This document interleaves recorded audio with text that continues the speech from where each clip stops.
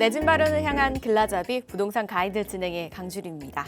이재명 대통령이 부동산 정책과 관련해서 이제 5월 9일이죠. 계약분까지는 유예를 논의하겠다라는 입장을 밝혔는데요. 아무래도 이미 계약을 마친 실수요자들의 혼란을 줄이기 위한 조치로 해석이 됩니다. 다만 유예 범위와 적용 기준을 놓고는 시장의 해석은 좀 엇갈리고 있는 상황입니다. 과연 이번 발언이 부동산 시장에는 어떤 영향을 미치게 될지 이와 관련된 고민들 혼자 해결하기 힘드시다면 저희 전화 문자 활짝 열어놓고 여러분들 기다리고 있으니까요. 언제든지 전화 주시면 되고요. 이외에도 나에게 맞는 맞춤형 전략도 한번 세워보시기 바랄게요. 02-2638-3963번, 서울 전화 02-2638-3963번으로 전화 주시거나 또는 문자입니다. 샵 3989번으로 궁금하신 내용 적어서 지금 바로 보내주시면 되겠습니다. 자, 그럼 부동산 가이드 오늘도 힘차게 출발하시죠.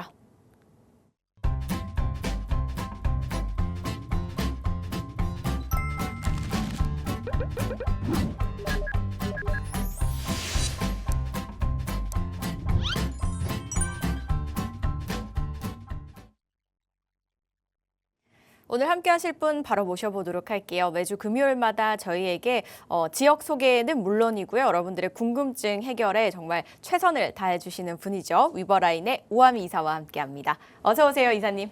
네, 안녕하세요. 위버라인 우아입니다. 매주 금요일 여러분들 찾아뵙고 있고요. 이번 주도 정말 반갑습니다. 네, 부동산 시장에 정말 무슨 많은 변화들이 있을 것 같은 그런 폭풍전야와 같은 그런 느낌이 드는 한 주였습니다. 다주택자에 대한 양도세 중과는 이제 거의 확실히 됐고요. 그리고 종부세 인상도, 종부세, 보유세 강화도 지속적으로 지금 계속 예고가 되고 있습니다. 그러던 와중에 어제는 공급 대책이 발표가 됐는데요. 정부의 공급 대책을 보아하니 한 도심 그리고 이제 수도권까지 이제 경기도까지 통틀어서 한 6만 호 정도를 예상을 하고 있습니다. 근데 그 대책은 사실 뭐 5년 전에 나왔던 8사 대책하고도 약간 비슷한 그런 느낌을 띠고 있는데요.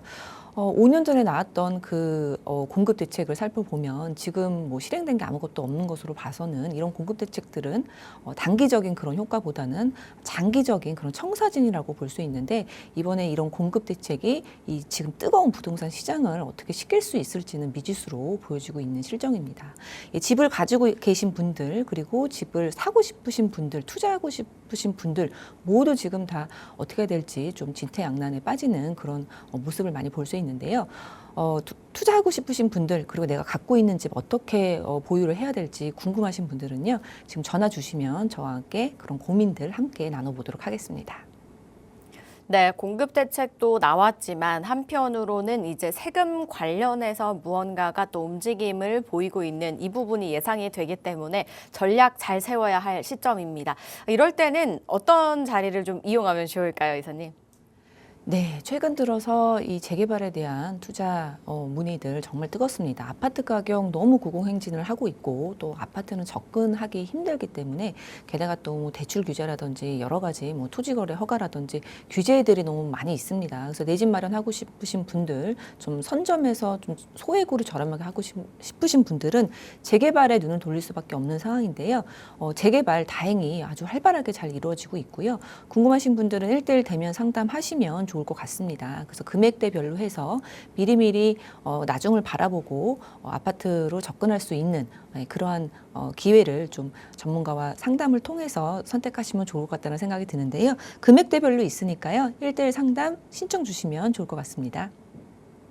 네, 부동산에 관심 있으신 분들이라면 한번 활용해 보시면 좋겠습니다. 문의사항은요, 02-2638-3963번과 샵 3989번으로 문의 주신 후에 또 한번 참석해 보시기 바랄게요.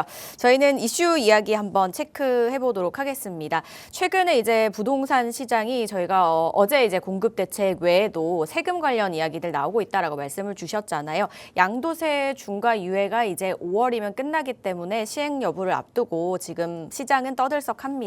아무래도 정부에서는 사실 양도세 중과를 다시 시행하겠다라는 그 의지가 굉장히 좀 강력하다라는 걸 지난주에 확인을 할 수가 있었죠. 그래서 다주택자들 분들의 좀 움직임이 지금 발빠르게 움직이고 있지 않을까라는 생각이 드는데요. 만약에 이 유예가 끝난다면 앞으로 시장은 좀 어떻게 변화가 될지 궁금합니다, 이사님. 네, 뭐 간단하게 어떻게 변화가 될지 뭐 그런 부분들 간단하게 뭐 말씀을 드리고 싶은데요. 그냥 저도 한 국민으로서 그리고 이 부동산 시장에서의 시장 참여자로서 그냥 상식선에서 어떻게 움직일지에 대해서 한번 살펴보도록 하겠습니다. 그리고 또 과거에 양도세라는 것은 또 중과가 됐다가 안 됐다가 됐다가 안 됐다가 반복을 통해서 이 긴 시계열 속에서 결과들이 있거든요. 그래서 그러한 역사 속에서의 가격이 어떻게 됐었는지도 한번 살펴보겠습니다. 예, 양도세 중과가 올해 5월 9일이면은 이제 유예됐던 것이 풀리는 것으로 거의 확실시 되었다고 볼 수 있습니다. 그럼 양도세라는 거는 뭘까요? 양도세는 부동산을 사고 팔 때 특히 이제 거래세라고 볼 수 있는데 그 거래세 중에서도 팔 때 내는 세금입니다. 근데 우리가 팔 때 내는 그 세금, 양도세를 강화하게 되면 많이 부과하게 되면 당연히 이제 팔지 않게 되는 그런 현상을 볼 수 있을 거라고 생각해 볼 수 있는데 양도세는 뭐 그 중과가 항상 있었던 건 아닙니다. 양도세는 기본적으로 소득이 있는 곳에 세금이 있다라고 보면 되는데 집을 사고 팔 때도 팔 때 그 차익에 대해서 어느 정도 부과가 되는 세금입니다. 근데 거기서 양도세 중과라고 해서 기본 세율에서 더 이제 중과 뭐 20% 포인트, 뭐 30% 포인트 이렇게 중과를 매기는 것이 바로 양도세 중과인데요. 항상 있었던 것은 아닙니다. 좀 정권별로 그 뚜렷한 이 양도세에 대한 부동산 세금에 대해서 스탠스가 많이 달라졌던 것을 볼 수 있는데요. 2004년도 노무현 정부 때예요. 노무현 정부 때 양도세 중과는 도입이 됐고요. 그러던 것이 이명박 때는 2008년부터 2013년인데 유예됐습니다. 그러던 것이 박근혜 정부 때는 아예 폐지가 됐었고요. 그러다가 2017년도 문재인 정권 때는 다시 부활이 됐었습니다. 그래서 부활이 됐던 것을 22년도에 윤석열 정권 때는 폐지는 못하고 이제 유예로 지금까지도 26년 5월 9일까지인 지금까지도 유예가 되어 있는 상태입니다.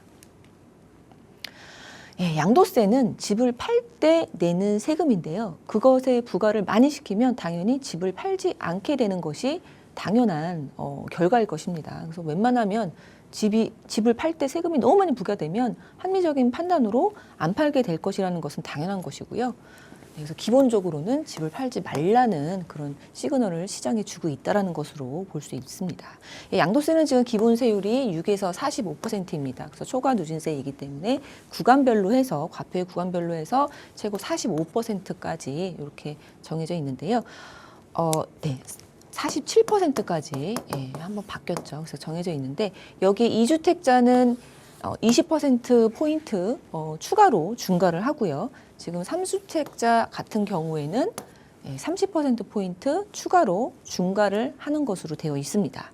그래서 지금 확실하게는 나오지 않았지만 뭐 요거를 중과되는 포인트가 좀 변화가 될 것이라고 뭐 그런 내용들도 나오고 있지만 아직은 확정은 아니지만 지금 기본적으로는 이렇게 되어 있고요.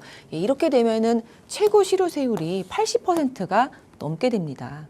그래서 상식적으로 우리가 생각을 했을 때 최근에도 가격이 많이 올랐고요. 그리고 잠깐 뭐 23년도, 24년도에 살짝 뭐 보합이라든지 뭐 내려가는 그런 지역들도 있었지만 그 전에도 굉장히 많이 급등세가 있었습니다. 그래서 이 긴 시간 동안에 갖고 계신 분들은 당연히 이 양도 차익은 많을 것이고요. 양도 차익이 많은 만큼 최고 세율로 가면은 80% 정도를 세금으로 다 내야 된다고 하면 이 개개인들은 다 본인의 경제 상황에 맞게 합리적인 결정을 하기 때문에 매물이 나오지 않을 거라는 것은 자명한 일인 것 같습니다.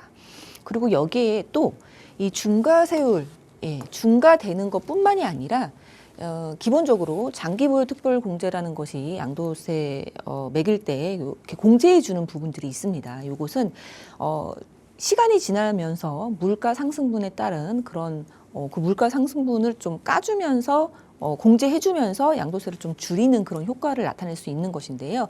1년에 2%씩 해서 최고 30%까지 이 과표를 줄여주는 그런 공제 제도가 있는데 이 중과를 맞게 되면 이 장기보유 특별공제도 없게 됩니다. 그래서 실제로 20%포인트, 30%포인트 이렇게 더해지는 것뿐만 아니라 공제까지도 아예 없어지기 때문에 세금 차이는 굉장히 많이 난다라고 보실 수 있겠습니다. 양도세 중과 아까도 말씀드렸지만 2003년도부터 있다가 없다가 했는데요. 있을 때 어떤 현상들이 발생하냐면 팔 수는 없으니 매매로 팔 수는 없으니 대신 증여로 많이 갔습니다. 그래서 실제로 우리 문재인 정권 때 정부 때 굉장히 이제 증여가 많이 늘어났었는데요.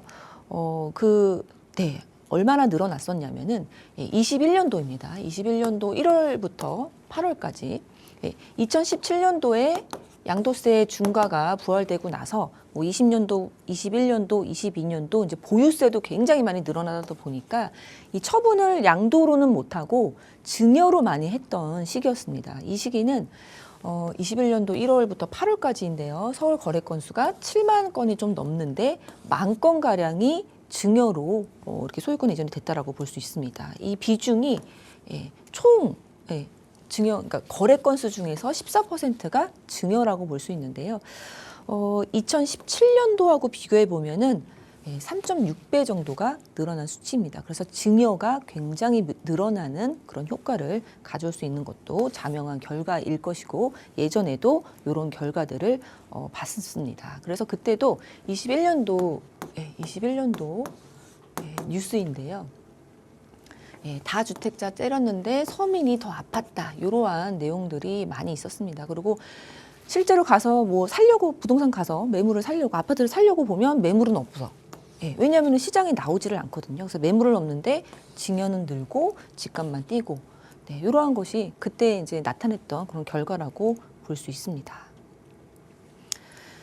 근데 이제 여기서 증여가 는 것에 대해서 또 어떤 거를 또 생각을 해볼 수가 있냐면 시중에 양도세 때문에 매물이 안 나오는 것은 좀 단기적일 수 있는데요. 매매 대신에 증여로 간 매물 같은 경우에는 매매 대신에 증여로 간 아파트 같은 경우에는 최소 시장에서는 10년 동안은 나오지가 않습니다. 왜냐하면은 이 양도세의 부과가 너무 과중하기 때문에 증여로 돌린 매물들은 2월 과세라고 해서 10년 이제 증여가 간 다음에 10년 동안은 다시 팔게 되면 2월 과세를 해서 원래의 그 양도세를 물게 되는 그런 2월 과세가 있습니다. 그래서 10년 이상은 최소 10년 이상은 매물이 잠긴다. 이렇게 보시면 됩니다. 그래서 이 양도세 중과가 단기적으로나 장기적으로나 시장에서의 그런 매물들이 없어지는 현상을 보는 것은 자명하다. 그리고 시장에서의 공급이 줄어들기 때문에 결과적으로는 그리고 장기적으로는 집값이 오를 수밖에 없다라고 볼 수 있습니다. 양도세, 거래세 말고도 이 보유세 강화에 대해서도 계속 예고가 되고 있습니다. 그리고 우리나라의 보유세가 상대적으로 크지 않다, 이런 얘기들을 많이 하고 있는데 실제로는 그렇지 않습니다. 이 OECD 평균하고 비교를 해보면 GDP 대비 보유세 비중을 살펴보면요, 우리나라가 결코 보유세가 너무 저렴한 나라는 아닙니다. 실제로 이제 2018년부터 한번 살펴보면은 2018년도에는 OECD 평균 대비해서는 낮았던 거는 사실인데요. 21년도 그리고 22년도에 보유세 이제 엄청나게 많이 올랐던 그런 시기가 있었는데 그 시기 겪고 나서도 지금은 이 OECD 평균보다는 좀 높은 그런 상태라고 이 팩트 체크는 좀 하셔야 될 것 같습니다. 그리고 주요 국가 대비해서 GDP 대비한 부동산세 비중을 한번 살펴봐도요. 우리나라 상당히 높습니다. 평균보다 당연히 높고요. 높고 그리고 영국, 캐나다 그 다음 순위라고 볼 수 있습니다. 그래서 보유세가 낮은 국가는 아니다.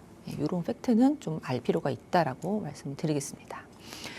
그리고 이제 보유세가 얼마나 무섭냐면 이제 매년 내는 세금이기도 하고요.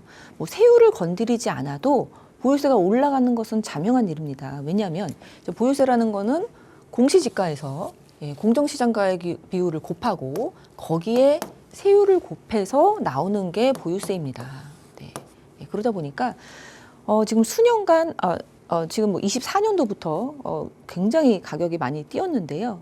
가격이 뛴 만큼 공시지가도 올라가기 마련입니다. 그래서 공시지가 많이 뛰었을 거고 공정시장 가액 비율도 지금 윤석열 정권 때 60%로 낮춰놨습니다. 원래 95%, 100%까지 간다는 것을 60%로 낮춰놨고 그렇기 때문에 이것도 올릴 가능성이 상당히 많고요. 그리고 만약에 세율까지 건드리면은 이 세 개가 다 같이 올라가는 꼴이기 때문에 굉장히 뛸려면은 많이 뛸 수 있는 세금이다라고 인지를 하면 좋을 것 같습니다. 네, 그래서 보유세가 강화가 되면 과연 그러면 시중에 매물이 많이 나올 것인가? 네, 많이 나올 수 있겠죠. 근데 그거 말고도 부작용이 또 있습니다. 보유세가 강화가 되면 월세가 높아지는 효과가 발생합니다. 네, 근데 이 집주인하고 그러니까 임대인하고 임차인은 서로 이제 싸우는 관계가 아니거든요. 뭐 서로 상생하는 이제 서로 윈윈하는 관계로 가야지 될 것 같은데 보유세가 과다하게 부과가 되면 당연히 이 세금은 이 집을 유지하기 위한 세금은 월세로 전가될 수밖에 없습니다. 그래서 보유세 강화는 월세 상승을 예고하고 있다라고 볼 수 있고요. 과거에도 역사적으로도 그렇게 입증된 것을 볼 수가 있는데요. 2003년에서 2008년도 종부세가 도입된 이 시기에 월세가 20% 이상 상승했었고요. 그리고 2017년도, 2022년도까지 종부세 굉장히 강화가 됐었는데요. 그때도 월세가 30% 이상 상승하는 결과를 가져왔습니다. 그래서 보유세가 강화가 되면 물론 매물이 시장으로 나오는 그런 것도 기대를 할 수 있겠지만 월세도 덩달아 같이 많이 오른다라고 볼 수 있습니다.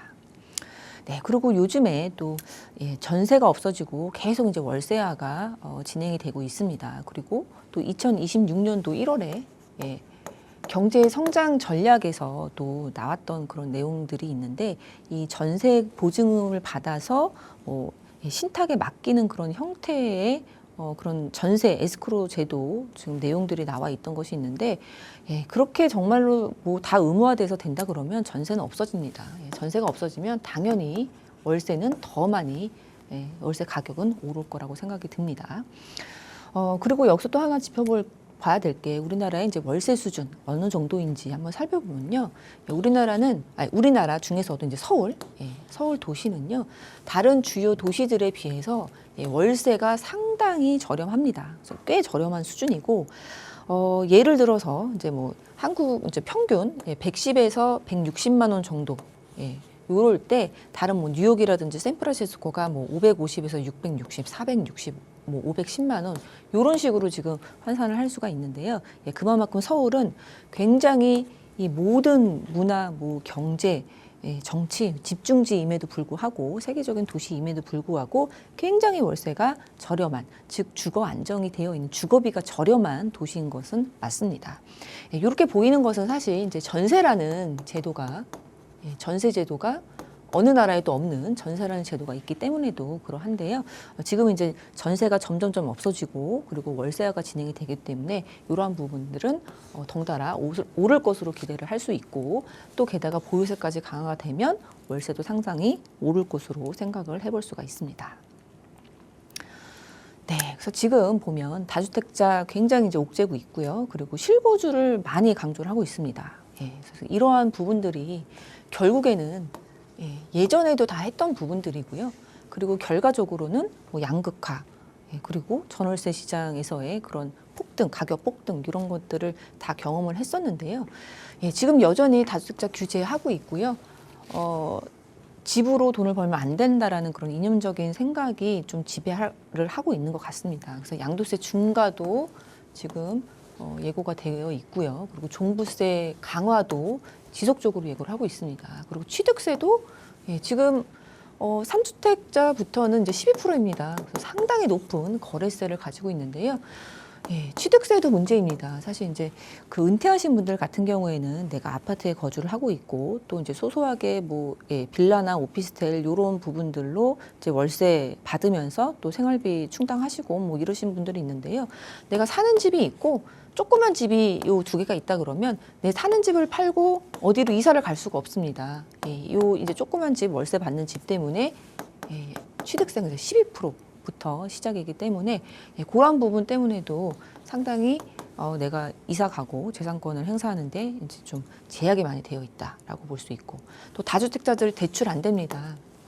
그래서 그런 부분들 다 다주택자를 규제하게 되면 이것은 이제 결과적으로는 이 전월세 시장에서의 임대인이 다주택자이기 때문에 전월세 시장에서의 공급처가 없어지는 역할을 합니다. 그래서 결과적으로는 전월세 시장에서의 매물 잠김 그리고 그로 인해서 이제 가격 폭등, 전월세 급등 이런 식으로 간다라고 볼 수 있습니다.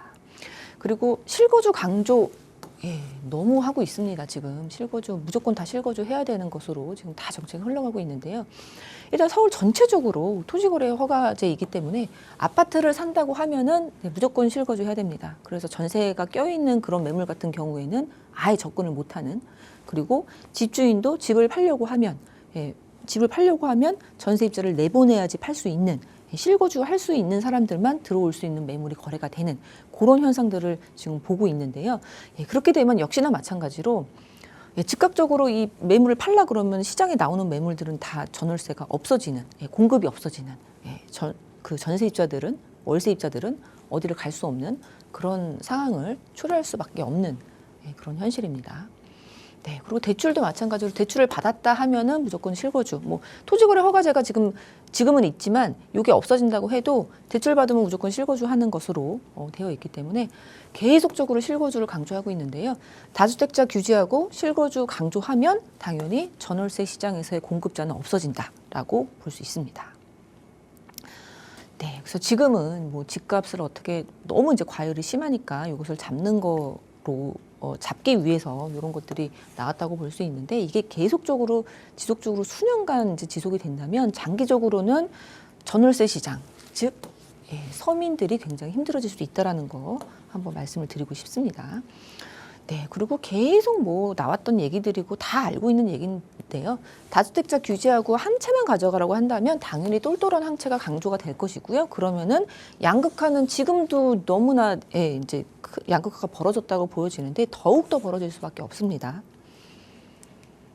네, 그래서 양도세 중과. 중과 이렇게 지금 있다가 없다가 있다가 이제 없다가 지금 다시 이제 생겨나게 생겼는데요. 요런 그 기간에 따라서 그러면 집값이 어떻게 변했는지 이런 부분도 한번 간략하게 살펴보겠습니다. 네, 요 자료는 이제 2003년부터 2025년까지의 이 경실련 자료를 바탕으로 해서 제가 지금 보여드리고 있고요. 정권별로 보면은 노무현 정권 때, 이명박 정권 때, 박근혜 정권 때, 문재인 정권 때, 윤석열 정권 때, 이 부동산을 바라보는 시각, 스탠스가 다 확연하게 차이가 납니다. 근데 그 차이 나는 것에 따라서 집값이 오르고 좀 오히려 여긴 떨어지고 살짝 이제 보합세고 여기 급등하고 보합세고 다 결과는 명명백백하게 이렇게 나와 있습니다. 그래서 어떤 식으로 정책을 펴야지 이 시장에서 실제로 움직일 수 있는지 여러분들 다 알고 계시리라고 생각이 듭니다. 네, 문재인 정부 임기 5년 동안에 서울 아파트 시세가 2배 넘게 올랐습니다. 그래서 그때 정말 급등을 했었고요. 이 시기에 또 이 양도세도 중과하면서 보유세도 엄청나게 올랐던 그런 시기이기 때문에 힘들었던 분들 굉장히 많습니다. 그리고 힘들었던 분들은 이미 지금 다 뭐 증여를 통해서 뭐 처분을 했다라고 보여집니다. 그래서 이러한 똑같은 그런 양도세 중과와 그리고 종부세 강화가 들어가면 이미 처분해야 될 분들은 많이 처분이 되어 있기 때문에 실제로 시장에서 어떻게 이 부동산 열기를 끌 수 있을지는 좀 미지수라고 생각이 됩니다. 네, 여기 노무현하고 문재인 정권 때 상승액이 9억이 좀 넘고요. 그리고 이명박하고 박근혜, 윤석열 정부 상승액이 1억이 채 되지 않습니다. 그래서 물론 근데 뭐 정책에 따라서만 부동산 가격이 움직이는 것은 아닙니다. 뭐 코로나도 있었고 그 M2 그러니까 그 통화량이 또 많이 풀렸고 뭐 이러한 부분들도 있겠지만 하여튼 결과는 이렇게 됐다라고 한번 짚어보고 가겠습니다. 네, 그리고 이 30평형 아파트 평균 시세 변동인데 여기에 강남 3구 그리고 강남 3구 제외한 서울의 그런 아파트 그 상승세도 한번 살펴보면요. 강남 3구의 아파트가 노무현 정권 때, 문재인 정권 때 가장 많이 올랐다는 것도 볼 수 있고요. 네, 그래서 이렇게 보면은 빨간색이 강남이고요, 파란색이 비강남입니다. 양극화가 문재인 정권 때 그리고 윤석열 정권 때 굉장했다. 다주택자를 규제하면 양극화는 당연한 것으로 보여집니다. 네.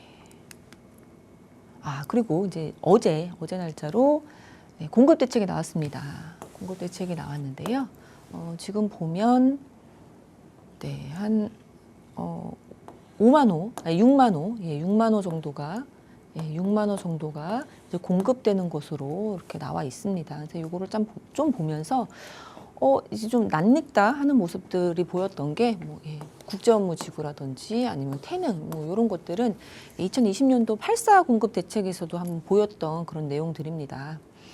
네, 근데 그때 이제 나왔을 때도 그렇고 지금도 그런데 아직까지도 전혀 지금 그때 나왔던 그런 공급 대책의 결과물이 나오지 않는 것이 좀 인상적인데요. 그런 거 보완해서 나왔을 거라고 다 생각이 들고요.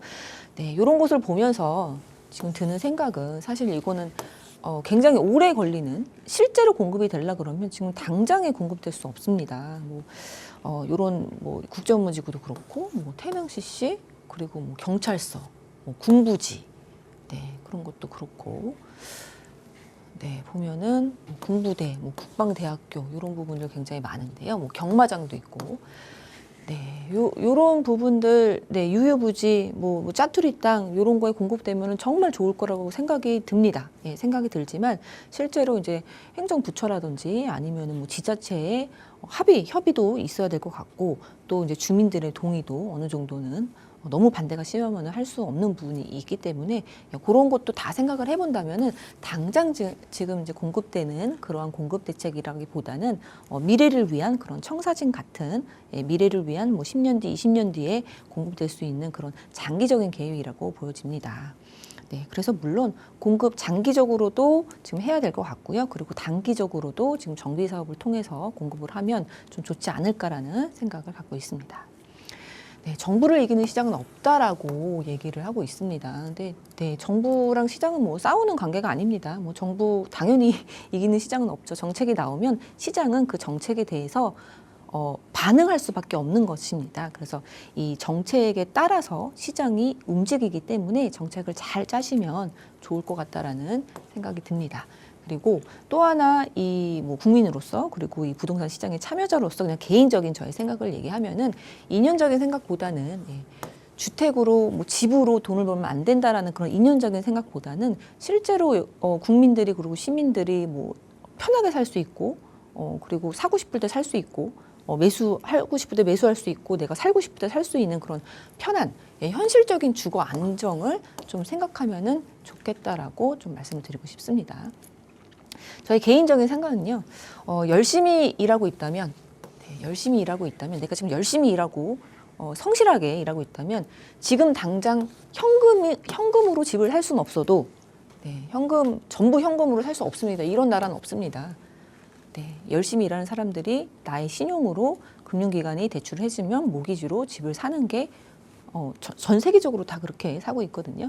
현금이 없어도 내 집 마련을 할 수 있게, 대출을 해주면 좋겠다라고 생각이 들고요. 그리고 집이 없어도요. 전세나 월세가 시중에 많이 있으면 불안하지 않습니다. 그래서 집이 없어도 전세나 월세를 취사 선택할 수 있게 이렇게 해주면 좀 좋겠다. 그리고 집이 진짜 없어도 전세 월세 이렇게 취사 선택할 수 있고 또 가격이 너무 이제 비싸지 않다고 생각이 들면 불편하지 않겠죠. 그래서 집이 없어도 불편하지 않게 생활할 수 있다면 이것이 진정한 매매수의 억제라고 생각을 합니다. 집이 없어도 불편하지 않으면 글을 쓰고 집을 사려고 하지 않을 거고 그렇게 되면은 과열의 반대 현상으로 좀 보여지지 않을까 생각이 듭니다. 그리고 이제 어제 공급 대책이 나왔는데요. 그런 장기적인 미래를 위한 공급 대책 굉장히 중요하다고 생각이 들고요. 그거 외에도 당장 공급될 수 있는 시장에 좀 집중을 하면 좋겠는데요. 그것이 바로 정비 사업에 따른 그런 공급이라고 생각이 듭니다. 지금 서울에 한 3만 호 정도 이주할 그런 3만 세대 정도가 기다리고 있다라고 합니다. 그래서 정비 사업에서 거의 이제 마지막 단계가 이주인데요. 이주하면 바로 철거하고 공사 시작해서 짧게는 3년 뒤, 길게는 5년 뒤에 바로 공급이 될 수 있는 것입니다. 그래서 이러한 부분들을 좀 집중하면 좋겠다라는 생각이 듭니다. 지금 서울 전체가 지금 다 조정 대상 지역이고 하기 때문에 정비 사업에서 이주비 대출이 좀 막혀 있어서 원활하게 공급이 안 되는 부분들도 많이 보이고 있는데요. 이런 부분에 좀 집중을 하면 당장 이제 공급이 될 수 있는 그런 곳에도 집중을 하면 좋겠다라고 생각이 듭니다. 그래서 어제 공급 대책도 나오고 그리고 중과세 유예도 이제 양도세 중과세 유예도 이제 안 되는 그런 상황에서 어떻게 하면 좋을지 그런 부분 그냥 시장 참여자로서 개인적인 생각을 한번 말씀드려봤습니다.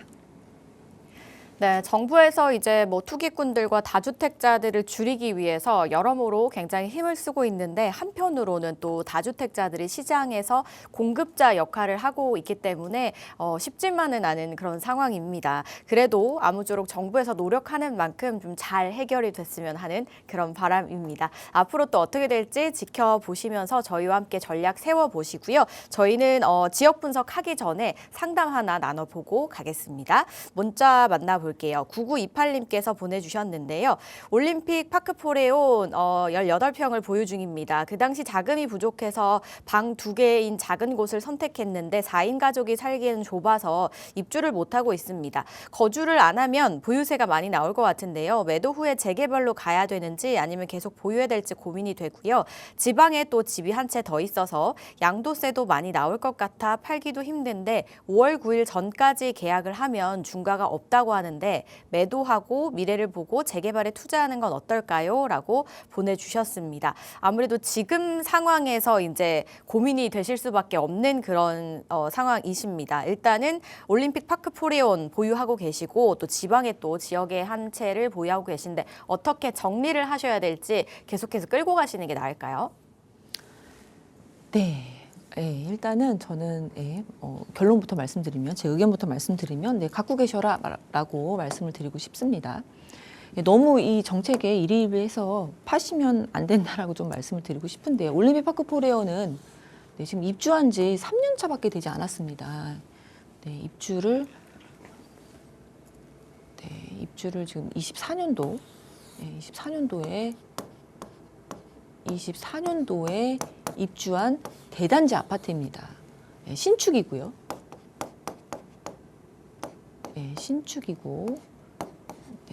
신축이고 여기가 이제 12,000세대 정도, 12,000세대 정도 보이는데요. 그리고 입지는 강동구긴 하지만 이제 송파구와 딱 붙어 있는 그런 곳이고요. 그리고 5호선에 있습니다. 제가 지금 이렇게 말씀을 드렸는데요. 너무나 지금 모든 분들이 원하는 조건을 다 갖고 있다고 해도 과언이 아니거든요. 신축이고요. 그리고 12,000세대나 되는 대단지이고 그리고 역을 끼고 있고 강남 3구 그리고 강남 4구로 표현될 수 있는 그런 송파구에 딱 붙어 있는 강동구에 위치를 해 있고요. 안에 학교들 다 있고요. 초중고 다 있습니다. 초중고 다 있고 공원 있습니다. 그리고 지금 갖고 계신 거는 제일 작은 평수 제일 작지는 않지만 일단 18평이라고 말씀을 주셨고요. 그래서 굉장히 작은 평수인데 평수 때문에 실거주를 못한다라고 말씀을 주셨는데요.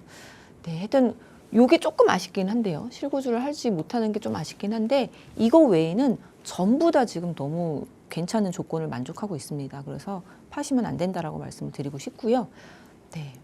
재개발로 가면 어떻겠느냐? 저는 이 집을 팔고 재개발 가는 거는 조금 너무 안정적인 그런 상승세가 예상이 되는 아파트인데 그거를 팔고 가기엔 좀 아깝다라고 말씀을 드리고 싶습니다. 그리고 지금 현재 지방의 아파트 하나,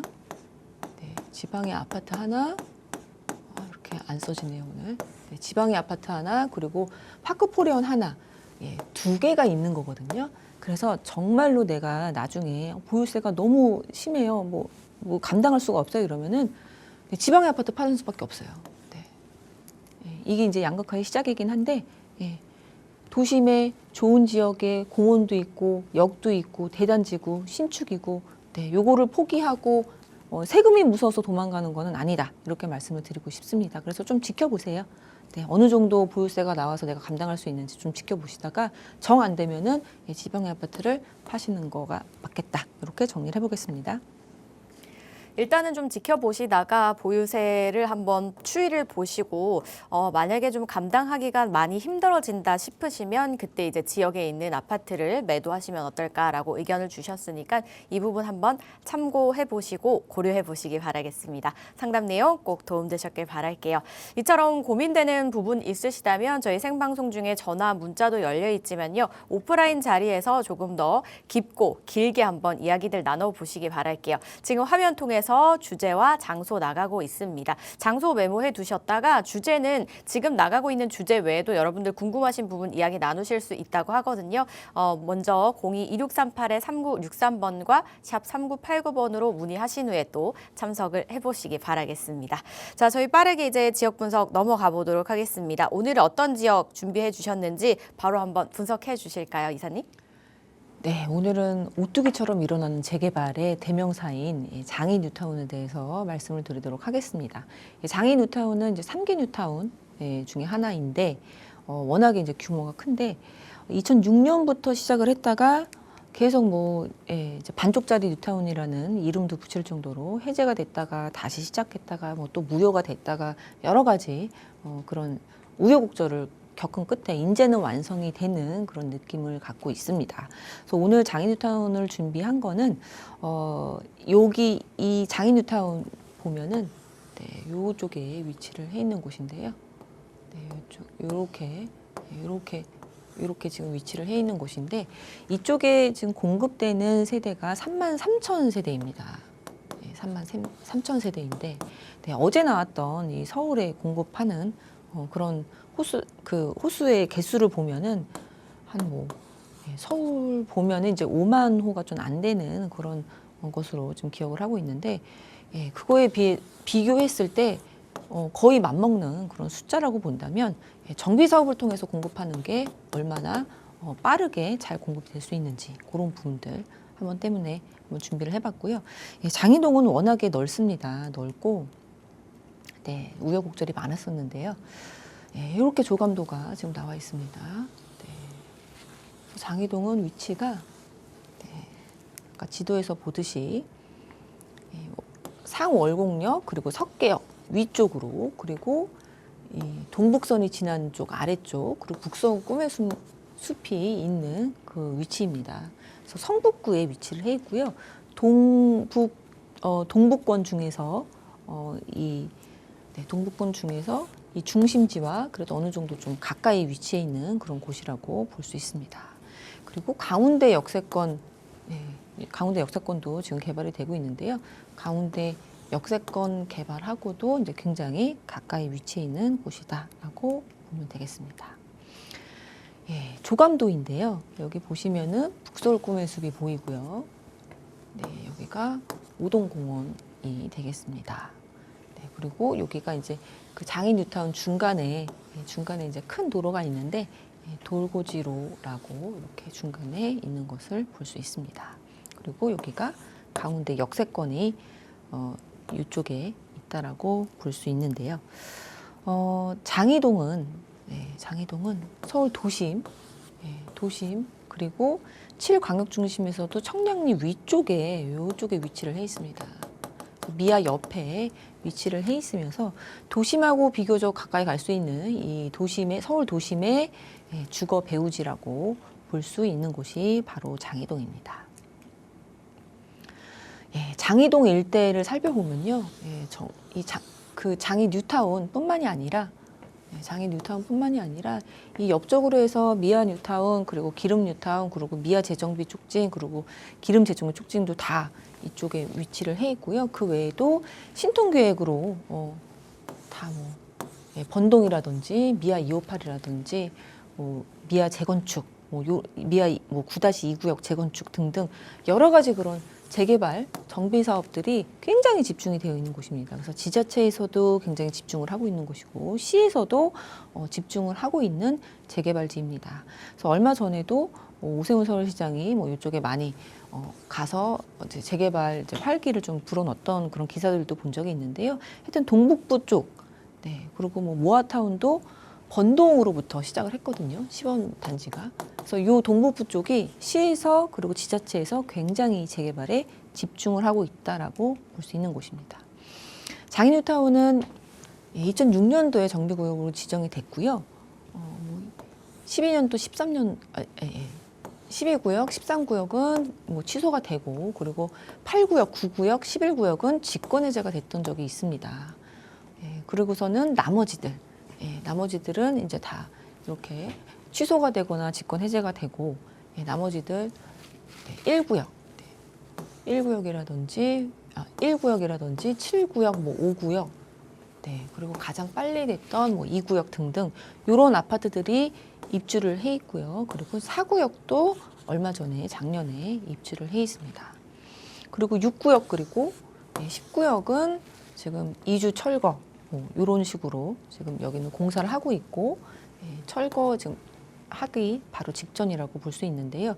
이런 식으로 지금 반쪽은 아파트가 되어 있고 또 어느 부분은 이제 막바지에 좀 달했고 어느 부분은 해제가 됐고 무효가 됐고 다시 지금 재추진을 하는 곳이 바로 장인뉴타운이라고 볼 수 있는데요. 지금은 이제 다 완성이 됐습니다. 마지막 11구역까지도 다 완성이 되어 있는 그런 곳이 바로 장인뉴타운입니다.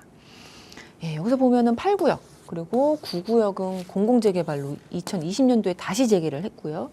12구역 같은 경우는 요 미아동 쪽에 붙어 있는 곳인데 여기도 3080 도심 공공주택 사업으로 다시 재개를 했습니다. 그리고 14구역과 15구역은 뭐 반대했다가 동의했다가 뭐 소송했다가 여러 가지 우여곡절을 겪은 끝에 지금 재개발을 진행하고 있는 곳이고요. 13구역은 가장 넓어서 좀 의견이 분분했었는데 신속통합으로 지금 다시 진행을 하고 있는 곳이 바로 장인뉴타운입니다. 그래서 이 재개발이라는 것이 무산되기도 쉽지만 무산 한번 돼도 다시금 할 수 있는 것이 재개발이다라고 보시면 될 것 같습니다.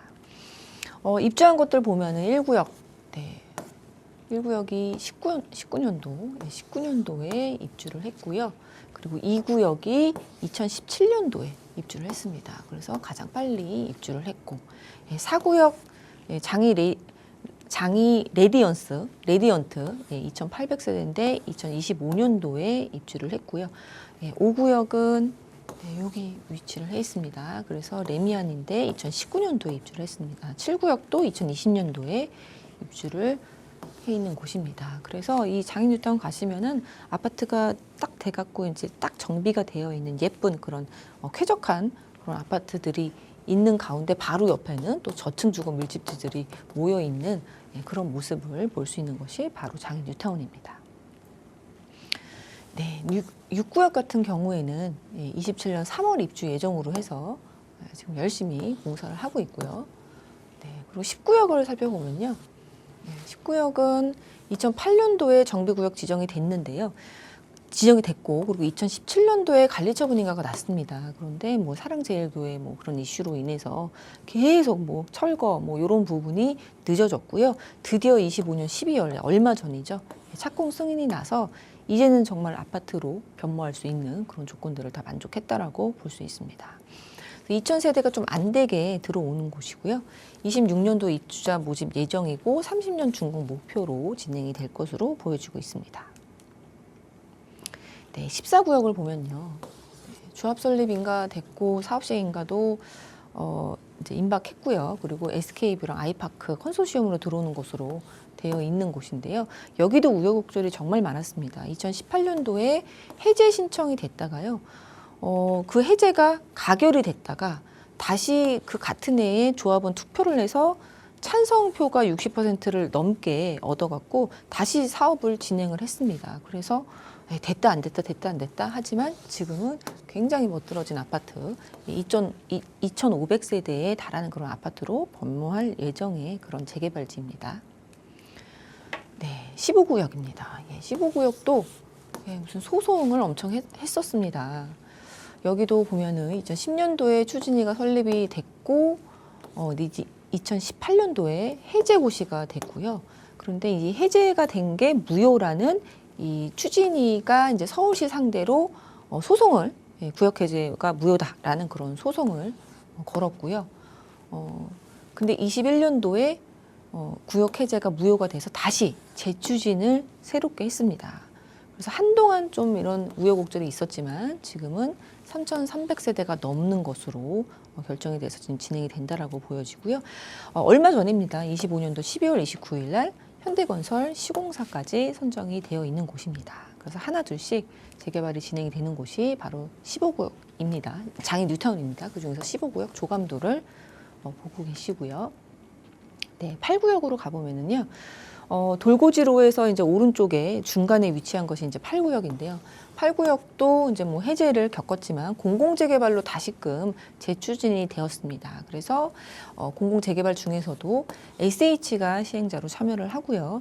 25년도 4월, 작년이죠. 삼성물산에서 하는 것으로 지금 시공사가 선정이 되어 있는 상태입니다. 46층에 21개 동에 2,800세대가 들어오는 것으로 이렇게 조감도도 볼 수 있는 것이 바로 장이 뉴타운 8구역이라고 볼 수 있습니다. 8구역 바로 옆에, 8구역 바로 옆에 이제 9구역인데요. 9구역도 공공재개발로 다시 재추진했습니다. 그래서 LH가 참여하는 것으로 시행자로 참여를 하고요. 38층 높이에 2,200세대가 넘는 세대가 들어오는 것으로 되어 있습니다. 네, 그래서 여기도 그 DLENC랑 현대건설 컨소시엄으로 되는 것으로 정해져 있습니다. 그래서 조감도도 이렇게 예쁘게 나와 있는 상태입니다. 네, 11구역입니다. 11구역은 가장 최근에 좀 어느 정도 이제 가시화가 됐다라고 볼 수 있는데요. 19년도에 집권 해제 대상 이렇게 했다가 뭐 무효 소송했다가 또 패소했다가 그리고 또 여러 가지로 뭐 쪼개져서 이제 가로주택 사업이 뭐 진행됐다가 굉장히 우여곡절이 많았는데요. 25년도 12월 얼마 되지 않았습니다. 역세권 도시 정비형으로 구역 지정이 되었습니다. 그래서 2,600세대가 들어오는 곳으로 그 이제 구역 지정이 돼서 정비계 고시가 되어 있는 상태입니다. 그래서 11구역이 이 돌고 지역 바로 앞에 있고 또 전통 시장도 있어서 이제 말도 많고 살도 많고 뭐 이랬었는데 지금은 다 정리가 돼갖고 진행되는 것으로 보여집니다. 그래서 조감도도 이렇게 예쁘게 돌고 지역이 있고 예쁘게 나와 있는 상태 확인할 수 있습니다. 네, 12구역입니다. 12구역은 가장 이렇게 미아동 쪽에 붙어 있는 곳인데요. 3080 도심공공으로 구역 지정이 됐고요. 작년 3월에 되었습니다. 그리고 29년도 착공되는 것으로 계획이 되어 있습니다. 1386세대인데요. 장인뉴타운이 이제 워낙 크다 보니까 되게 작아 보이는데도 1000세대가 넘습니다. 그래서 대대적으로 지금 공급이 되는 곳이 바로 장인뉴타운이다 볼 수 있습니다. 장이 13구역은요. 굉장히 넓은 곳에 위치를 해 있습니다. 근데 25년도 4월 달에 시적통합으로 재개발로 선정이 됐습니다. 그래서 이제 나눠서 이제 진행이 되고 있고요. 동북선도 바로 앞에 있기 때문에 굉장히 좋은 녹지도 있고 역도 있는 그런 입지를 가지고 있습니다. 이 장인 뉴타운이요. 지금 이제 3만 세대가 넘게 공급이 되는 곳으로 지금 되어 있는데요. 이러한 부분들 이제 잘 활용하면 서울시에서 공급이 좀 원활하지 않을까 그런 생각이 듭니다. 네, 재개발 의지가 강한 장이동에 대해서 알아봤습니다. 장이동에 대해서 더 자세히 궁금하시거나 또는 추가적으로 상담 원하시는 분들 오프라인 자리 한번 활용해 보시기 바랄게요. 이사님 설명해 주시죠. 네, 1대1 대면 상담 진행하고 있습니다. 우리 정비 사업, 서울에서 공급할 수 있는 유일한 방법이라고 볼 수 있는데요. 그런 재개발도 굉장히 활발하게 진행이 되고 있고요. 앞으로 당분간도 이제 굉장히 활발하게 진행이 돼야만 할 것 같은 그런 느낌입니다. 그렇기 때문에 우리 재개발 투자하시려는 분들한테는 호재로 좀 다가올 수 있습니다. 근데 어디를 투자해야 되는지, 얼마 가지고 투자해야 되는지 정말 뭐 어려운 그런 투자이기 때문에 1대1 신청 주셔갖고 오셔갖고 저와 함께 상담을 통해서 선택할 수 있도록 도움드리고 있으니까요. 전화 주시면 감사하겠습니다. 네, 궁금하신 사항은요. 02-2638-3963번과 샵 3989번으로 문의하신 후에 참석을 해보시면 좋겠고요. 저희가 지금 화면을 통해서 주제와 장소 다시 한번 보여드리고 있으니까요. 주제는 그냥 부동산 관련된 궁금하신 부분 이야기 나눠보시면 되고요. 장소는 메모를 해두셨다가 꼭 한번 참석을 해보시기 바라겠습니다. 저희는 여기서 또 인사를 드리도록 할게요. 저희 방송에서 제공하는 정보는 투자 판단에 대한 조언일 뿐 해당 부동산의 가치 상승과 하락을 보장하지 않습니다. 여러분 행복하고 따뜻한 주말 보내시기 바라겠고요. 저희는 다음 주 월요일 이 시간에 다시 찾아뵐게요. 시청해주신 여러분 고맙습니다.